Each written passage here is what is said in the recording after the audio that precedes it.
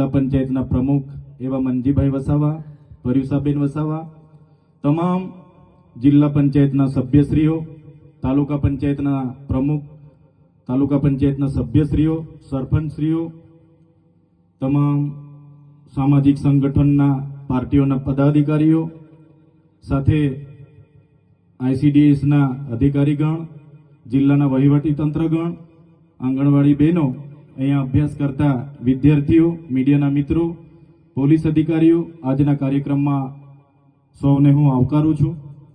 જે પ્રકારે આપણા વિસ્તારમાં શિક્ષણની જે ભૂખ હતી અને એ ભૂખ આ વિસ્તારમાં એકલવ્ય રેસિડેન્શિયલ મોડલ શાળા ચાલુ હતી ઘણા વર્ષોથી સાગબારા ખાતે આઈટીઆઈના મકાનમાં હતી અને સરકારને પણ બધાને પોતપોતાની જગ્યાએથી બધાએ પ્રયાસો કરી, રજૂઆતો કરી અને સરકારશ્રીએ ખૂબ સરસ માળખું સંકુલ અહીંયા આપણને બનાવી આપ્યું છે. અને બોયઝ અને ગર્લ્સ બંને 240ની કેપેસિટીવાળી 16 જેટલા ક્લાસરૂમ, લેબોરેટરી રૂમ, લાઇબ્રેરી, તમામ પ્રકારની સુવિધાઓથી સજ્જ આજે જ્યારે આપણને આપણા વિસ્તારમાં સંકુલ પૂરું પાડ્યું છે, આપણા વિદ્યાર્થીઓ, આવનારી પેઢીઓ અહીંથી ભણી ગણીને પોતાની કારકિર્દીનું નિર્માણ કરવાના છે, ત્યારે ગુજરાત સરકારના આ સાહસને અમે આવકારીએ છીએ, બિરદાવીએ છીએ. સાથે સાથે આપણી મધ્યે આજના આ પ્રસંગે ખુદ આદિજાતિના મિનિસ્ટર સાહેબ, મંત્રી સાહેબ ઉપસ્થિત છે, ત્યારે એમને પણ આપણે આવકારીએ છીએ. આગળ જ્યારે એમને મંત્રી પદ મળ્યું, મંત્રી થયા એના બાદ હું એમની સાથે રૂબરૂ 2 વખત મળ્યો. જઈએ છે, અમને પણ આવકારે છે, બેસાડે છે, સાંભળે છે. જે પણ આ વિસ્તારના પ્રશ્નો હોય, મેં શરૂઆતની મુલાકાત મંત્રી સાહેબ સાથે જે પોસ્ટ મેટ્રિક શિષ્યવૃત્તિની યોજના હતી 28/10/2024થી એક પરિપત્ર બહાર પાડીને એને જે પણ લોકો વેકેન્ટ કોટામાં હોય, મેનેજમેન્ટ કોટામાં હોય એમના માટે બંધ કરી દી. ફરી એકવાર પરિપત્ર જૂનની 24મીએ થયો, પુનઃ ચાલુ કરવાની, બહાલી કરવાની સરકારે જાહેરાત તો કરી પણ એ પેન્ડિંગ હતી. જ્યારે મંત્રી સાહેબે નવા શપથ લીધા, અમે ત્યાં વિદ્યાર્થીઓ સાથે બિરસા મુંડા ભવને ગયા. બિરસા મુંડા ભવનથી ફરી અમે આગેવાનોને સાથે રાખીને મંત્રી સાહેબને મળવા ગયા, એમને ધ્યાન દોર્યું અને મંત્રી સાહેબે અમે કીધું, સાહેબ અમે 15 દિવસ પછી આ ના થાય તો પાછું અમારે અહીંયા આવીને રચનાત્મક કાર્યક્રમો આપવા પડશે. પણ મંત્રી સાહેબે કીધું કે 15 દિવસ ના થાય, તમને આવું ના પડે એવી અમારી મહેનત છે, અમે આગળ પ્રયાસો કરીશું. અને એમણે 15 દિવસ પહેલા જ એમણે પ્રેસ વાર્તા કરીને મોટી રકમ એવી 460 કરોડ આપણા બાળકોની શિષ્યવૃત્તિ બંધ કરી. ત્યારે એ નિર્ણય અમે લીધો.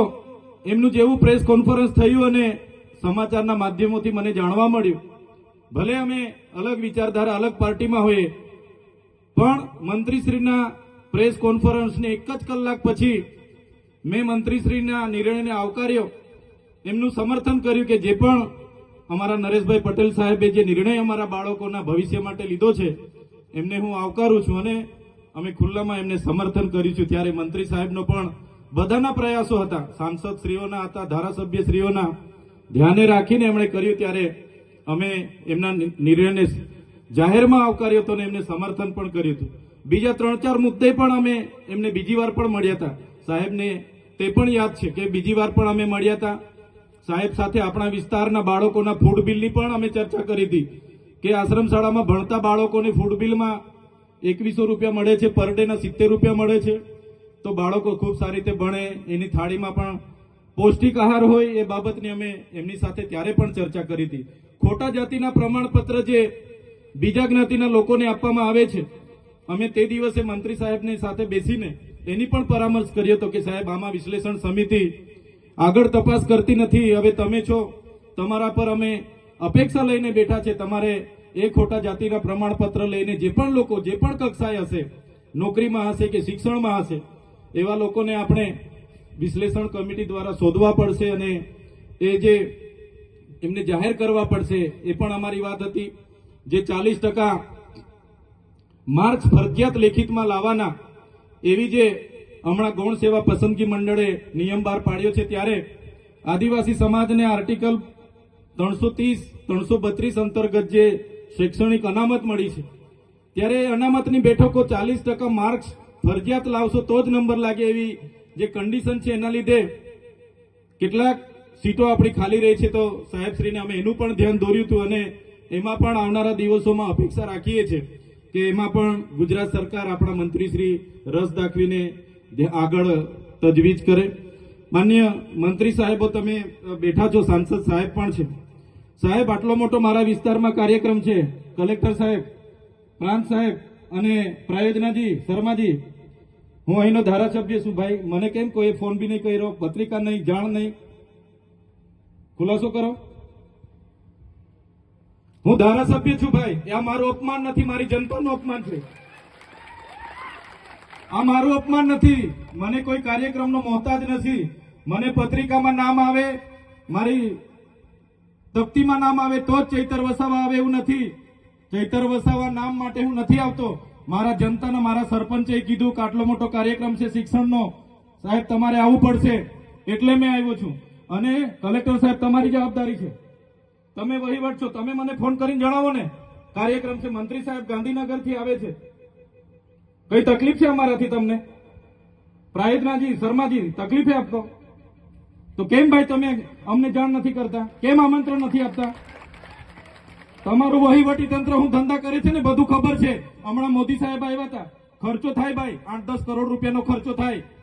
તમે દેવ મોગરામાં ડેકોરેશન માટે કલેક્ટર સાહેબ 16 કરોડ રૂપિયાનો અમારા આદિજાતિ બજેટમાં ખર્ચો પાડ્યો છે. તમે ત્યાં મોદી સાહેબના મંડપના સ્ટેજ માટે 15 કરોડના ખર્ચા કર્યા છે. ટોયલેટ, મોબાઈલ ટોયલેટ માટે 2,40,000નો 2 કરોડ ને 40 લાખના તમે ખર્ચા પાડ્યા છે. નાસ્તા માટે 2 કરોડ ખર્ચા પાડ્યા છે. તમે ડોમ માટે 2 કરોડ ખર્ચા પાડ્યા, ચા માટે 2 કરોડ ખર્ચા પાડ્યા, બસ માટે 2 કરોડ ને 71 લાખ રૂપિયાનો ખર્ચો પાડ્યો. કેમ? અમે સવાલ પૂછીએ એટલે તમને નડીએ છે? તમારા મનમાં ધુમાડો હોય તો કાઢી નાખજો ભાઈ. બરાબર છે, આ જનતાના ટેક્સના પગારે આપણે બધા છે.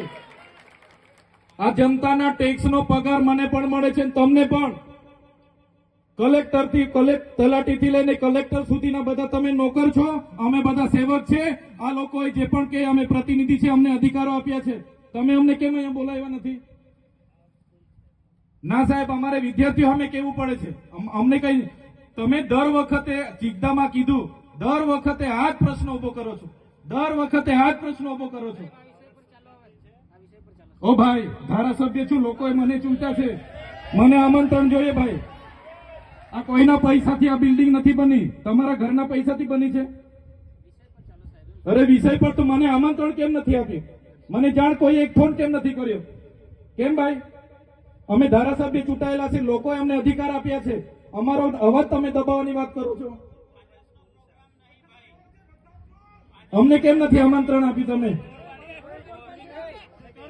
તમારે આમંત્રણ આપવું જોઈએ ને અમને. ઓ ભાઈ, બંધ કરી દેવાડો, મારા અધિકાર છે ભાઈ. તમે આવો, બંધ કરી દે એટલે, બંધ કરી દે એટલે આમંત્રણ કેમ નથી? બંધ કરી દે એટલે, બંધ કરી દે એટલે, બંધ કરી દો એટલે આમંત્રણ આપવું જોઈએ ને તમારે. અમને તમે આમંત્રણ કેમ નથી આપ્યું ભાઈ? અમે ચૂંટાયેલા ધારાસભ્ય છે, અમને એક ફોન કોઈનો આવ્યો નથી. કલેક્ટર સાહેબની જવાબદારી છે. આ કોઈના કમલમના પૈસાથી આ બિલ્ડિંગ નથી બની ભાઈ.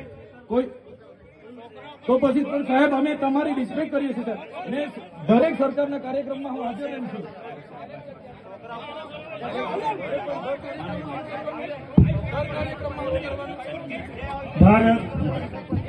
ભાઈ ચાલો શાંતિથી બેસી જાઓ, બધા બેસી જાઓ. એ ભાઈ બધા બેસી જાઓ, બધા બેસી જાઓ. ચાલો શાંતિથી બેસી જાઓ ભાઈ, આગળ નહીં, બેસી જાઓ શાંતિથી.